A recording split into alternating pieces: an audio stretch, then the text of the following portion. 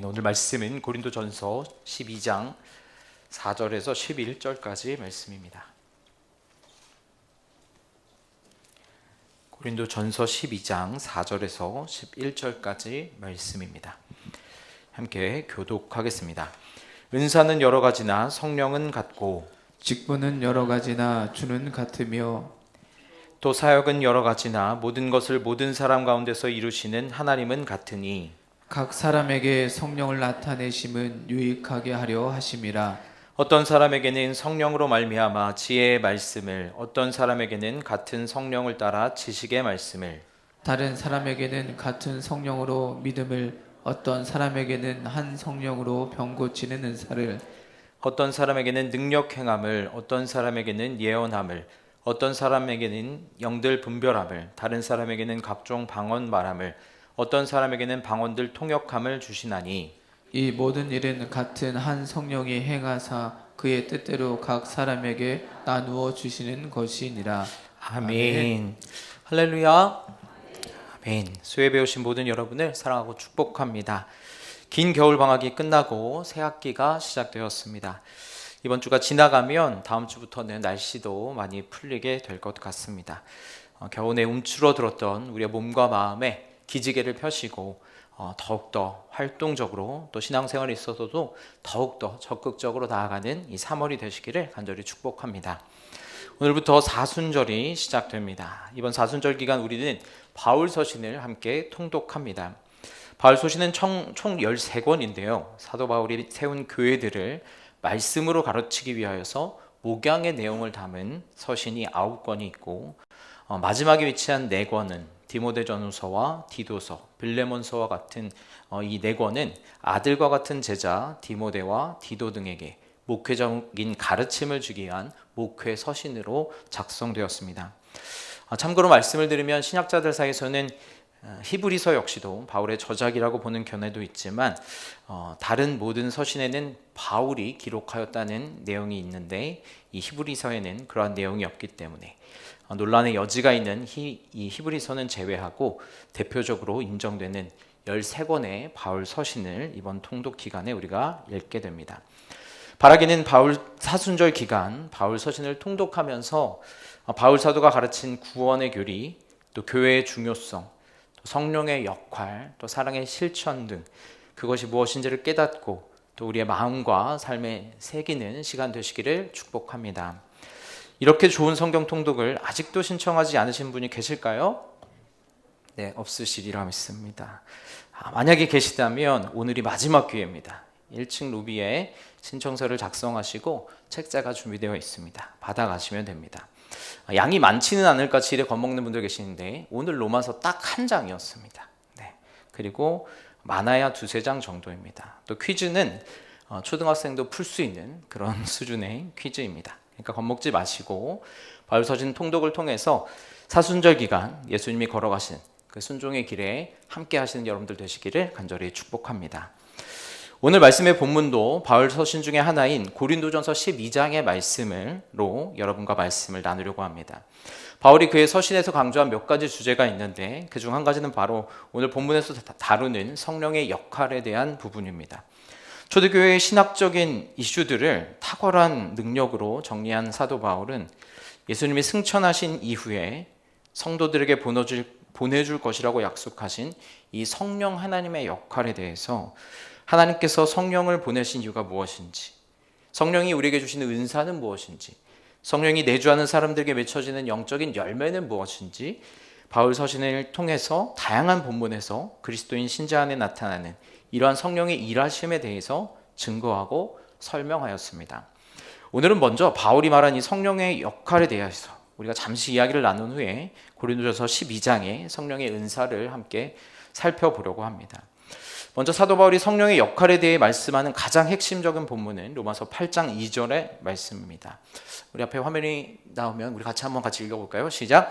이는 그리스도 예수 안에 있는 생명의 성령의 법이 죄와 사망의 법에서 너를 해방하였음이라. 아멘. 바울은 로마서에서 그리스도인의 삶에 대하여서 이전에 너희 삶을 지배하고 있던 죄와 사망의 법은 끝이 났다. 너를 지배하던 악한 영이 다 떠나갔다.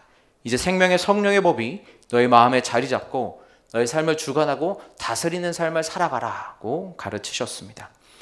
그리고 로마서 6장 12절과 13절은 이를 조금 더 구체적으로 설명합니다. 그러므로 너희는 죄가 너희 죽을 몸을 지배하지 못하게 하여 몸의 사역에 순종하지 말고, 또한 너희 지체를 불의의 무기로 죄에게 내주지 말고 너희 지체를 의의 무기로 하나님께 드리라. 이제 구원받은 성도의 삶은 죄가 우리의 몸을 지배하지 않는 삶이다. 우리의 지체를 불의의 무기로 죄에게 드리지 않는 삶을 살아야 한다고 로마서에서 바울은 계속해서 강조하며 말씀합니다. 그렇다면 그것을 가능하게 하는 것은 무엇입니까? 그것이 바로 성령 하나님인 것입니다. 바울은 로마서에서 계속해서 성도의 삶을 가능하게 하는 것, 우리의 삶을 불의의 무기로 드리지 않고 우리의 지체를 의의 무기로 드릴 수 있는 그 방법은 바로 성령의 법을 따라 사는 것임을 가르칩니다. 로마서 12장 1절은 최종적으로 그리스도인의 삶의 목표를 이렇게 정의합니다. 우리 이 말씀도 같이 한번 읽도록 하겠습니다. 로마서 12장 1절의 말씀입니다. 네, 한번 같이 읽어볼까요? 시작. 그러므로 형제들아, 내가 하나님의 모든 자비하심으로 너희를 권하노니 너희 몸을 하나님이 기뻐하시는 거룩한 산 제물로 드리라. 이는 너희가 드릴 영적 예배니라. 아멘. 바울은 로마에 있는 그리스도인들에게 복음을 설명하면서 너희가 드릴 영적 예배의 삶은 바로 너희 몸을 하나님이 기뻐하시는 거룩한 산 제물로 드리는 삶이다 라고 정리합니다. 산 제물은 무엇입니까? 제물은 죽은 것이지 않습니까? 근데 주님은 사도 바울은 너희 몸을 살아있는 희생의 제물로 드리라고 말씀하고 있습니다. 이 모순적 말씀의 의미는 무엇일까요? 죄와 사망의 권세가 다스리고 있던 옛사람, 너희 그 옛사람은 세속적인 가치관과 세상을 사랑하는 그 마음을 가지고 있던 너의 그 세상 사람, 옛사람은 죽여버리고 그것을 제물로 삼고 이제는 성령께서 너희 안에 함께 계셔서 생명의 성령의 법이 너를 다스리는 의의 무기로 하나님 앞에 드려지는 그러한 살아있는 삶을 살아가야 한다 말씀하시는 것입니다. 살아있는 제물, 이 모순적인 말을 가능케 하는 것은 끊임없이 나의 옛사람을 죽이고 하나님이 기뻐하시는 새 사람으로 살아가는 것인 줄로 믿습니다. 그것을 바로 내 안에 계신 성령께서 나의 옛사람을 죽이고 새 사람으로 살아갈 수 있는 능력과 힘과 의지를 성령께서 우리 안에 허락하셔서 그 삶을 살 수 있도록 하여 주신다는 것입니다. 이처럼 성령 하나님께서는 성도의 삶에 찾아오셔서 많은 역할을 감당해 주고 계십니다. 그것을 좀 잘 설명한 한 책을 여러분에게 정리하여 말씀을 드리겠습니다. 성경에 따르면 성령이야말로 중생과 믿음의 요인이요, 그는 우리의 의식 속에서 우리를 의롭다 하시고 우리의 양자됨을 증거하신다. 성령은 하나님의 사랑을 우리의 마음속에 부어주시며 우리에게 평화와 기쁨을 주시고 우리를 율법과 육체, 죄와 사망으로부터 구원하신다. 그는 보혜사시요 대언자로 우리를 변호하시고 보호하시고 지원하시며 인간의 몸을 지니신 그리스도께서는 우리를 떠나셨으나 영이신 그는 우리를 떠나지 않으시고 언제나 우리와 함께 계시며 우리를 위로하시고 우리를 위해 간구하신다. 그는 영적 생명을 일깨우실 뿐 아니라 그 생명을 계속해서 유지하고 이끄신다. 그가 바로 생명의 법이요 원리이신 것이다. 그는 그 생명을 새롭게 하시며 거룩하게 하시고 그 생명으로 하여금 열매 맺게 하시며 하나님을 기쁘시게 하도록 만드신다. 그리스도인의 삶 전체는 바로 성령 안에서 행하는 것이다. 그는 하늘의 기업을 보증하시며 언젠가는 그들의 부활과 영화를 이루실 것이다. 한마디로 그리스도와 그의 모든 은택들, 아버지의 사랑과 아들의 은혜는 오직 성령의 교제 속에서만 우리의 소유가 되는 것이다. 아멘. 좀 어려운 말이긴 하지만 이해가 되셨으리라 믿습니다. 요즘 사람들로 말하자면 성령이 다 했다라고 말할 수 있을 것 같습니다. 정말 이 땅에서 성도가 살아가는 삶에 하나님으로부터 주어지는 모든 은혜들은 성령 하나님을 통하여서 우리에게 적용되고 깨달아지고 주어지는 줄로 믿습니다. 그렇다면 우리는 이 성령의 일하심에 대하여서 더 잘 알아야만 합니다. 더 많이 이해해야만 합니다. 그런 의미에서 오늘은 성령의 은사란 과연 무엇인가를 여러분과 구체적으로 살펴보려고 합니다. 오늘 본문 고린도전서 12장에서 사도 바울은 특별히 성령의 은사를 주제로 다루고 있습니다. 그는 12장 1절에서 말합니다. 형제들아, 신령한 것에 대하여 나는 너희가 알지 못하기를 원하지 아니하노니. 여기서 신령한 것이라는 표현은 성령의 은사를 말합니다. 바울은 성령의 은사에 대하여 너희가 알지 못하기를 원하지 않는다 라고 말합니다. 이중으로 부정하여 강조하고 있습니다. 다시 말하면 너희가 성령의 선물에 대해서 자세히 알길 바란다. 반드시 잘 알기를 촉구한다. 이렇게 강조하는 것입니다. 그럼 여러분, 성령의 은사란 무엇입니까? 헬라어로는 카리스마타라고 표현하는데 헬라어 사전에서 성령의 은사를 이렇게 정의합니다. 어떤 그리스도인들을 구별하여 그들이 그리스도의 교회를 섬길 수 있도록 만들어주는 비범한 능력, 그들의 영혼 속에서 성령에 의해 작용하는 신적 은혜의 능력. 한 번만 더 읽어드리겠습니다. 어떤 그리스도인들을 구별하여 그들이 그리스도의 교회를 섬길 수 있도록 만들어주는 비범한 능력, 그들의 영혼 속에서 성령에 의해 작용하는 신적 은혜의 능력. 여기서 성령의 은사, 핵심적인 말은 무엇이냐면 예수님을 믿고 성령을 받은 이후로 성도의 영혼 속에서 교회를 섬길 수 있도록 허락하여 주신 능력이다는 것입니다. 그러므로 은사는 달란트와는 조금 차이가 있습니다. 달란트는 태어날 때부터 주어진 재능을 의미합니다. 우리가 이제 영어로는 이제 탤런트라고도 하는데, 이 재능이라는 부분은 그리스도인들뿐만 아니라 모든 사람들에게 일반적으로 주어지는 은총의 영역입니다. 은사가 달란트와 구분되는 부분은 예수님 믿기 전에는 내게 없었는데 예수님을 믿고 나서 주어진, 성령을 통하여 나에게 주어진 선물이다라는 점에 차이가 있습니다. 이해를 돕기 위해서 저의 예를 들어서 좀 설명을 제가 해보려고 합니다. 제가 좀 쑥스럽지만 외람되지만 한 가지 질문을 드리겠습니다. 제가 종종 찬송 인도를 하는데요, 제가 노래를 잘 하는 것 같나요? 못하는 것 같나요? 네.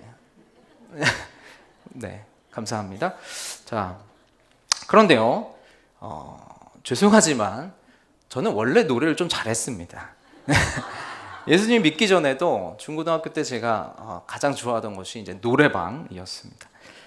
그리고 뭐 이렇게 막 한창 뭐 샤우팅, 그런 뭐 김경호 막 이런 분들 있잖아요. 이렇게 막 높은 곡들도 제가 곧잘 소화하곤 했습니다. 자, 그렇다면 저에게 노래는 은사일까요? 아니면 재능일까요? 네, 재능이라고 할 수 있습니다. 저는 이 노래가 하나님께서 제게 주신 달란트라고 생각하고 노래방에 있던 저를 이렇게 찬양할 수 있도록 허락하신 하나님께 정말 감사드립니다. 그런데 감사합니다. 네, 이렇게 노래만 하던 제가 예수님을 믿게 되었습니다. 그러면서 어느 순간부터 제 안에 하나님을 더 알고 싶어졌습니다. 그래서 제가 뭐 평생 이렇게 책을 가까이 하는 사람이 아니었는데 안 잡던 그 책을 잡기 시작했습니다. 신앙서적을 읽기 시작했고 신앙적인 독서를 통해서 하나님을 알아가는 게 저에게 너무 기뻤습니다. 성경을 통해서 저의 인생의 의문들을 해결하는 것이 너무 즐거웠습니다. 그 깨달은 말씀을 누군가에게 전하고 가르칠 수 있는 것이 너무 행복했습니다. 오늘 말씀을 준비하면서 생각해 보니 이것은 저에게 은사로 주어진 것이었습니다. 왜냐하면 예수님을 믿고 나서 저에게 생겨난 그런 마음들이고 또한 일종의 능력이었기 때문입니다. 하나님께서는 제게 가르침의 은사 중 하나인 지혜의 말씀의 은사를 주셔서 말씀을 깨닫고 또 신학적인 그런 어떤 개념들을 정리하고 그것들을 성도님들께 가르칠 수 있도록 은사를 허락해 주셨다는 생각이 듭니다. 네, 이제 달란트와 은사의 차이가 좀 이해가 가셨으리라 믿습니다. 그렇다면 은사의 종류를 살펴보기에 앞서서 한 가지 더 이야기를 나누었으면 좋겠습니다. 하나님께서 이와 같이 성도들에게 은사를 나누어 주시는 이유는 무엇일까요? 성령을 주신 이후에 성도들에게 이러한 능력을 특별한 이 능력의 선물을 허락하시는 이유는 무엇일까요?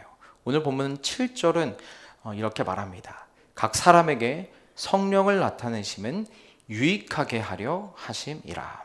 아멘. 주님께서 각 사람에게 성령을 나타내심은, 다시 말하면 각 사람에게 성령을 주셔서 성령의 은사가 그들에게 나타나도록 하신 이유는 유익하게 하려 하심이라고 말씀합니다. 조금 불분명한 내용이 있어서 영어 성경을 참조하면 이 유익을 공공의 이익이다라고 번역합니다. 공공의 이익이 무엇이겠습니까? 바로 교회의 유익을 말씀합니다.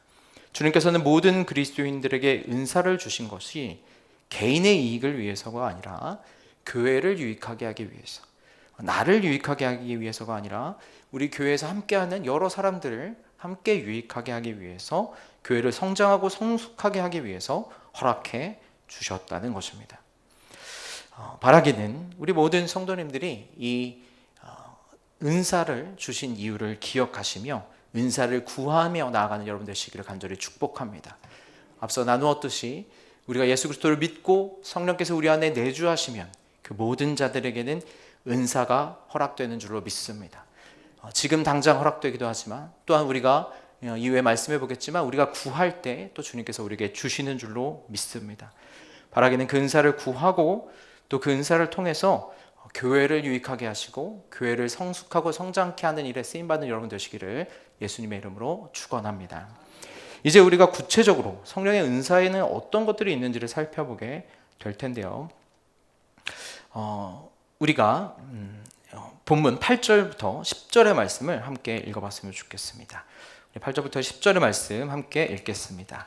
어떤 사람에게는 성령으로 말미암아 지혜의 말씀을, 어떤 사람에게는 같은 성령을 따라 지식의 말씀을, 다른 사람에게는 같은 성령으로 믿음을, 어떤 사람에게는 한 성령으로 병 고치는 은사를, 어떤 사람에게는 능력 행함을, 어떤 사람에게는 예언함을, 어떤 사람에게는 영들 분별함을, 다른 사람에게는 각종 방언 말함을, 어떤 사람에게는 방언들 통역함을 주시나니. 아멘.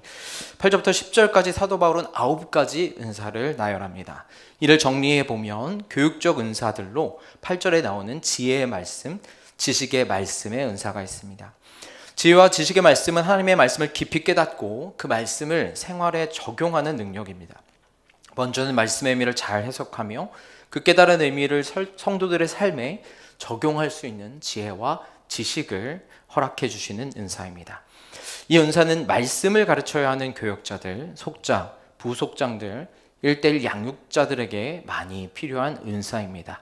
바라기는 우리 성도님들께서 교역자들을 위해서 또 속회 지도자들과 양육자들을 위해서 기도해 주실 때 하나님께서 지혜와 지식의 은사를 주셔서 가르침을 잘 할 수 있는 자들이 될 수 있도록 도와달라고 그렇게 기도해 주시기를 부탁드립니다. 특별히 우리 속장, 부속장님들 또 양육자들은 양육자분들께서는 영혼을 감당하고 말씀을 가르쳐야 하는 역할을 감당하시면서 이 지혜와 지식의 말씀의 은사를 사모하시기를 부탁드립니다. 하나님께서는 은사를 사모하는 자들에게 그 은사를 은혜의 선물로 허락하여 주실 줄로 믿습니다. 다음으로 초자연적 힘을 발휘하는 은사들로 믿음, 치유, 능력 행함의 은사가 있습니다. 믿음의 은사에서 말하는 믿음은 구원받는 믿음을 말하는 것은 아닙니다. 여기서 말하는 믿음은 특별한 믿음으로 예를 들면 다른 사람들은 그건 다 안 될 것 같은데, 그건 안 되는 일인데, 정말 모든 조건이 다 불가능한 것 같은 그런 상황인데도 그러한 상황에서도 믿음을 발휘하는 어떤 정말 특별한 믿음을 발휘하는 그런 사람들의 가진 은사를 말합니다. 믿음의 은사를 가진 대표적인 인물은 조지 밀러를 꼽을 수 있습니다. 5만 번의 기도응답을 받았다고 하죠. 그는 물질적으로 아무것도 가진 게 없던 자였지만 돈과 물질적 필요의 공급을 오직 하나님께만 맡긴 채 고아원을 설립하였습니다. 하지만 그의 기도는 확신에 차 있었고 힘이 있었습니다. 하나님께서 그에게 믿음의 은사를 주셨기 때문인 줄로 믿습니다. 이런 그는 고아원에 물질적 필요가 있을 때마다 간절히 기도하였고 그 사실을 아주 분명하게 확신하였고 그때마다 전혀 알지 못하던 곳에서 알지 못하던 사람들로부터 응답을 받으며 고아들을 한 끼도 굶기지 않고 고아원을 운영하였다고 합니다. 사랑하는 여러분, 우리도 이와 같은 큰 믿음의 은사를 가진 사람들 되기를 간절히 축복합니다. 저도 개인적으로 이 믿음의 은사를 가진 분들이 정말 부러운 것 같습니다. 너무 의심도 많고 재보는 것도 많고 믿음이 약하기 때문입니다.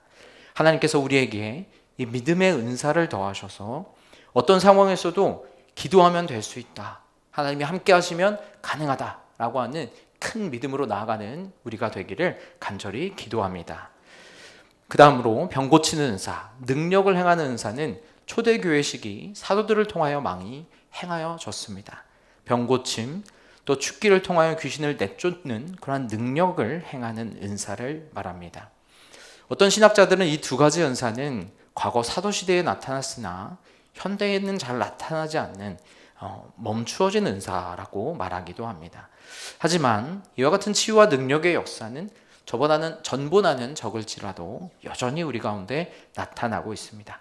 우리는 하나님께서 우리에게 이런 은사를 더하심을 통해서 우리의 교회 안에서도 치유가 필요한 이들에게 치유의 능력이 나타나기를, 또 정말 능력의 어떤 역사들, 귀신을 내쫓고 악귀를 떠나가게 하는 그러한 능력의 역사가 필요한 이들에게는 영적 대전환을 이루는 그러한 능력의 역사가 나타나기를, 그러한 은사를 우리 가운데 허락하여 주시기를 함께 간구하며 기도하며 나아가기를 소망합니다. 마지막으로 특별한 의사소통의 은사들로 예언, 영들 분별함, 또 방언과 방언 통역의 은사가 있습니다. 예언의 은사는 하나님의 말씀을 잘 깨닫고 하나님 나라의 미래를 예지하고 증언하는 은사를 말합니다. 이 예언의 은사는 중요한 은사이지만 또 각별한 주의를 기울여 행해야 하는 은사이기도 합니다. 왜냐하면 무분별한 예언으로 누군가의 미래를 예측하고 예단하고 규정해서는 안 될 것이기 때문입니다. 하나님의 말씀을 기초로 잘 분별된 예언의 은사만이 성도를 유익하게 하는데 쓰임을 받을 수 있을 것입니다. 그러므로 이를 보완하는 은사로 성령께서는 영들 분별함의 은사를 허락하셨습니다. 영들 분별함의 은사는 이 예언이 정말 하나님으로부터 나왔는지 아닌지를 분별하는 은사입니다. 이 두 가지 은사가 잘 조화를 이루어서 교회 안에서 분별 있게 행해줘야 할 것입니다. 다음으로 각종 방언 말함의 은사가 나오는데요. 이는 우리에게 비교적 친숙한 은사일 것입니다. 방언의 은사는 영으로 기도함을 통해서 깊은 기도의 세계를 체험하도록 도와주는 은사입니다. 하나님께서는 하늘의 언어인, 영의 언어인 방언을 통해서 성도들이 깊은 기도의 자리로 나아갈 수 있도록 이 방언의 은사를 허락하여 주신 줄로 믿습니다. 그러므로 모든 성도들은 이 방언의 은사를 사모하고 구해야 할 것입니다. 그런데 이 방언에도 한 가지 약점이 있는데, 영의 언어이기 때문에 자기가 무슨 뜻인지 모르고 기도한다는 것입니다. 그러므로 성령은 이를 보완하기 위해 방언을 통역하는 은사도 허락해 주셨습니다. 저도 어느 순간 믿음이 흔들렸던 어떤 때에 내 믿음이 막 흔들리고 할 때 저희 영적 지도자를 통해서 이 방언 통역의 은사를 경험해 보기도 하였습니다. 그를 통해서 제 믿음이 더 굳건해지고 더 단단해지고 내가 구원받은 하나님의 자녀가 맞다는 것을 확신하게 되는 그러한 시간들도 있었습니다. 그러면 우리는 이 방언, 내가 스스로 방언을 하는 것, 또한 이 방언을 통역할 수 있는 은사도 함께 구하며 그것을 나의 영적 기도의 깊이를 더해가는데 잘 분별 있게 사용하는 여러분 되시기를 간절히 축복합니다. 이외에도 바울은 로마서 12장에서 가르침, 섬김, 다스림, 권면과 위로, 또 구제와 긍휼, 베품의 은사 등도 말씀하고 있습니다. 시간 관계상 이 모든 은사를 여기서 다 설명할 수는 없지만 그 이름만으로도 여러분이 대략적인 의미를 깨달을 수 있을 것입니다. 그 중에서도 우리 교회 안에 특별한 긍휼과 또 베품의 마음을 가진 성도님들을 뵐 때가 종종 있는데요. 때로는 물질적인 후원으로, 또 때로는 실제적인 봉사를 통해서 다른 사람들을 돕고 또 섬기는 것에 특별한 관심과 실천력을 가지신 분들을 보게 됩니다. 이런 분들이 바로 베품의 은사, 또 구제의 은사, 또 섬김의 은사를 가진 분들일 것입니다. 이처럼 이런 분들이 계시기에 교회가 얼마나 따뜻해지고 또 사랑이 넘쳐나게 되는지를 될지 모르겠습니다. 바라기는 우리가 이러한 은사를 더 구했으면 좋겠습니다. 주님, 내 안에 섬김의 은사, 또 권면과 위로의 은사를 주셔서 주위에 있는 사람들을 잘 위로하고 권면하고 믿음으로 세우는 자들이 될 수 있게 도와 주시옵소서. 주님 또한 내 안에 구제의 은사, 긍휼과 베품의 은사들을 허락하셔서 그 마음을 가지고 성도들을, 또 약한 자들을 섬기고 사랑으로 나누는 그러한 삶을 실천하고 우리 교회 안에서 뿐만 아니라 또한 세상 속에서도 그러한 삶을 나타내는 그러한 은사를 가진 여러분들 되시기를 예수님의 이름으로 축원합니다. 이 밖에도 성경에 기록되지 않은 많은 성령의 은사들을 하나님께서는 허락해 주십니다. 교회의 유익을 위해서 필요한 부분이 있다면 성도들에게 그 은혜의 선물을 허락하여 주시는 것입니다. 그러므로 오늘 우리가 나눈 것들 뿐만 아니라 하나님께서 우리에게 교회를 섬길 수 있도록 더욱 능력을 더하시고 지혜를 더하여 달라고, 그러한 일들을 감당할 수 있는 은혜의 선물, 은사를 내게 허락하여 달라고 구하며 나아가는 여러분들 되시기를 간절히 축복합니다. 그리고 은사는 한 사람당 한 개만 주어지는 것이 아닙니다. 사도 바울을 살펴보면 그는 지혜의 말씀, 지식의 말씀을 가지고 말씀을 잘 정리하였습니다. 또한 병고침과 능력 행함의 은사도 가졌고 사도적인 은사를 가지고 초대교회를 이끌었습니다. 이처럼 하나님께서는 한 사람에게 한 가지의 은사만이 아니라 필요에 따라 다양한 은사를 허락하실 수 있습니다. 그러므로 오늘 본문 고린도전서 12장 마지막 구절 31절을 보면 이렇게 말씀합니다. 우리 같이 읽어보겠습니다. 시작. 너희는 더욱 큰 은사를 사모하라. 내가 또한 가장 좋은 길을 너희에게 보이리라. 아멘. 바울은 성령의 은사를 가르치면서 그 마지막 구절에서 말합니다. 성도들에게 권면합니다. 너희가 더욱 큰 은사를 사모하라. 하나님께서 큰 은사를 사모하는 자에게 더욱더 좋은 은혜의 선물로 함께하여 주실 줄로 믿습니다. 바라기는 우리가 이 말씀을 마음에 새기시고 주님, 내게 정말 주님의 은사를 허락하여 달라고, 교회를 내가 섬기기 위해서 정말 더욱 큰 은사, 더 좋은 은사들을 내게 허락해 주셔서 교회를 능력 있게 섬길 수 있게 도와달라고 꼭 간구하고 기도하며 나아가는 여러분 되시기를 간절히 축복합니다. 마지막으로 이 성령의 은사를 사용할 때 주의해야 할 점을 정리하고 설교를 정리하려고 합니다. 앞서 나누었듯이 은사는 하나님께서 성도에게 값없이 주시는 선물, 은혜의 선물이라고 하였습니다. 그리스도인들 각자의 재능이나 학식이나 또는 지위의 고하와 관계없이 성령께서 각 사람에게 선물로 주시는 것입니다. 그런데 당시 고린도 교회에는 자기가 받은 은사들을 나타내며 그것이 자신들의 능력이나 우월성을 드러내는 것처럼 자랑하는 자들이 생겨났습니다. 예를 들어볼까요? 당시에는 약이나 의료기술이 발달되어 있지 않은 시기였기 때문에 하나님께서는 몇몇 사람들에게 치유의 은사를 부여하셔서 아픈 이들에 대한 치유의 능력과 기적을, 그를 통해 하나님의 나라가 왔음을 선포하고 알리는 일들을 행하셨습니다. 대표적으로 사도행전 9장에서 욥바의 다비다라고 하는 선행과 구조에 힘쓰던 여제자가 병들어 죽는 일이 발생할 때 베드로가 그 여인을 위해 간절히 기도하고 그 여인이 살아나는 역사들이 나타납니다. 또한 사도행전 19장 11절과 12절에서 하나님의 사람 바울이 손으로 놀라운 능력을 행하자 그 능력을 행하게 하시니 바울의 몸에서 손수건이나 앞치마를 가져가기만 해도 그 사람, 병든 사람에게 얹기만 해도 악귀가 떠나가고 병이 떠나가는 역사가 나타났다고 기록하고 있습니다. 당시 베드로와 바울에게 하나님께서 사도적인 권세로 이 치유의 은사를 허락해 주셨기 때문에 바울과 베드로가 이러한 놀라운 능력을 행할 수 있었던 것입니다. 그런데 문제는 어떠한 자들은 이러한 일들을 통해서 이러한 어떤 겉으로 많이 보여지는 치유의 은사나 예언의 은사를 나타내면서 그것이 마치 자기에게 신적인 힘이 있는 것처럼 말하고 그것을 자기 은사를 막 이렇게 자랑하는 자들이 생겨났다는 것입니다.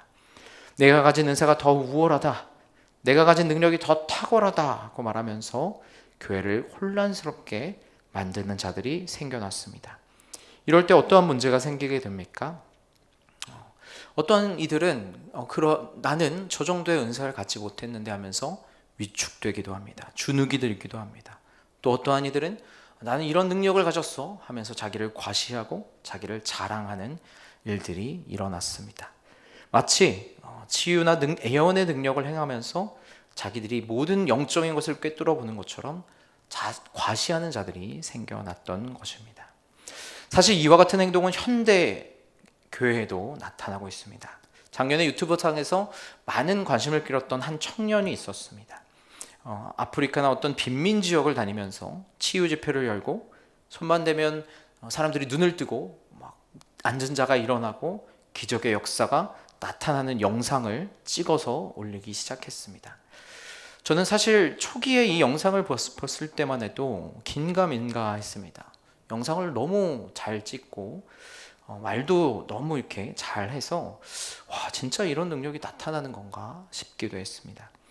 그런데 점점 이상한 영상이 올라오기 시작합니다. 어느 날은 자기가 숨을 불어넣은 물을 마시면 아픈 병이 치유가 되었다라고 하는 말을 하기도 합니다. 그리고 자기가 만든 옷을 입으면 그 옷이 거룩한 옷이기 때문에 그 영의 기운이 나를 감싸 그것이 능력 있게 해준다라는 말을 하기도 합니다. 그러면서 티 한 장을 아주 터무니없는 비싼 가격으로 팔기도 하였습니다. 말도 안 되는 얘기인데 많은 사람들이 그 영상을 보면서 열광하고 그 사람의 집회에 참여하고 그러한 모습을 보면서 우려가 되는 부분들이 굉장히 많았습니다. 아마 여러분들 중에서도 유튜브 알고리즘을 통해서 이분의 영상을 보신 분들도 계실 것입니다. 우리는 이러한 은사주의적인 현상을 반드시 조심해야 합니다. 주의해야 합니다. 하나님께서 그에게 어떤 특별한 능력을 주셨을지도 모릅니다. 그러나 그것을 드러내며 그것으로 사업을 하고 자기의 능력을 과시하는 것은 절대 성경적인 은사의 사용 방법이 아닌 줄로 믿습니다. 바라기는 이런 거짓 선지자들, 이런 것들을 우리를 유혹하는 것들이 많이 나타나는데 이런 것들에 속지 아니하시고 주의하는 여러분들이 되시기를 간절히 부탁드립니다. 다시 말하지만 은사는 교회의 유익을 위해서 하나님께서 각 사람들에게 선물로 주신 것입니다. 이러한 은사를 마치 특별한 사람들만 받을 수 있는 것처럼 과대 포장해서는 안 되며 은사를 다른 사람들에게 내세우는 어떤 자랑이나 특별한 능력인 것처럼 자랑해서는 안 될 것입니다. 그러므로 그러한 의미에서 본문 4절부터 6절은 말씀합니다. 은사는 여러 가지나 성령은 같고 직분은 여러 가지나 주는 같으며 또 사역은 여러 가지나 모든 것을 모든 사람 가운데서 이루시는 하나님은 같으니. 바울은 은사와 직분과 사역은 여러 가지이지만 그 모두는 한 분이신 삼위 하나님으로부터 말미암았음을 강조합니다. 성령이 주시는 은혜의 선물이 다양하지만 성령 하나님으로부터 온 것이고, 직분, 우리가 교회 안에서 섬기는 여러 봉사와 섬김, 그를 위해 주어진 직임 역시도 여러 가지이지만 그 직임을 우리에게 부여하신 하나님은 한 분이십니다. 사역은 여러 가지이지만 어떤 일을 말합니다. 하나님의 나라를 위해서 하는 일들, 그 일은 여러 가지지만 은사와 직분을 가지고 우리가 섬기는 이 사역이 모든 것을 모든 사람 가운데 이루시는 하나님은 같다는 것입니다.